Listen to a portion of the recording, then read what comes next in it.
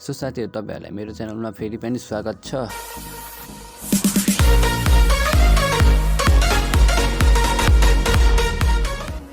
आजको भिडियोमा चाहिँ हामी टिकटक नेपालमा टिकटक ब्यान भएपछि पनि कसरी एक्सेस गर्न सकिन्छ भन्ने टपिकमा हुनेछ।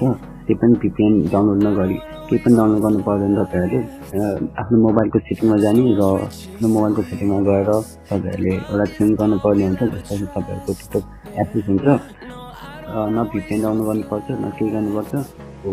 रेजिस्टर गर्नुभन्दा अगाडि तपाईहरुले मेरो च्यानल सब्स्क्राइब गरिदिनु होला।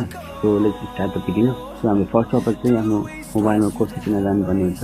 मोबाइलको सेटिङमा गइसकेपछि चाहिँ तपाईहरुले DNS भनेर सर्च गर्नुपर्ने हुन्छ। DNS त्यो तपाईहरु DNS सर्च गरेपछि चाहिँ तपाईहरुको प्राइभेट DNS भन्ने अप्सन आउँछ। प्राइभेट DNS मा तपाईहरुले क्लिक गर्नु। त्यसपछि तपाईहरुले फेरि प्राइभेट DNS भन्ने अप्सन आउँछ। त्यसमा क्लिक गर्नुपछि तपाईको पहिला चाहिँ यस्तो अफ हुन्छ। प्राइभेट DNS अफ हुन्छ। तपाईहरुले क्लिक गरेर private DNS provider hospital name भन्ने ठाउँमा गएर क्लिक गर्नु। तपाईहरुले क्लिक गरेपछि इन्टर हस्पिटल नेम भन्छ। इन्टर हस्पिटल नेम भन्छ।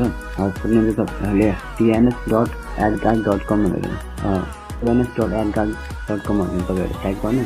सेभ गरिदिनु। सेभ गरिदिएपछि तपाईहरुले क्लियर गरिदिनु र आफ्नो टिकटकमा जानु। तपाईहरुले हेर्न सक्नुहुन्छ मेरो टिकटक मजाले खुलिरहेछ र मजाले वर्किङ गरिरहेछ। तपाईहरुले यसमा केही VPN डाउनलोड गर्नु पर्दैन न केही अरु एपहरु डाउनलोड गर्नु पर्यो। तपाईहरुले आफ्नो सेटिङमा गएर एउटा सेटिङ चेन्ज गरिदिएपछि मजाले खोल्नु। सो यस्तै भिडियोहरुको लागि मेरो च्यानल सब्स्क्राइब गर्न नबिर्सनु होला। अनि यो भिडियो साथीलाई पनि शेयर गर्न नबिर्सनु होला आफ्नो टिकटकको साथीहरुलाई।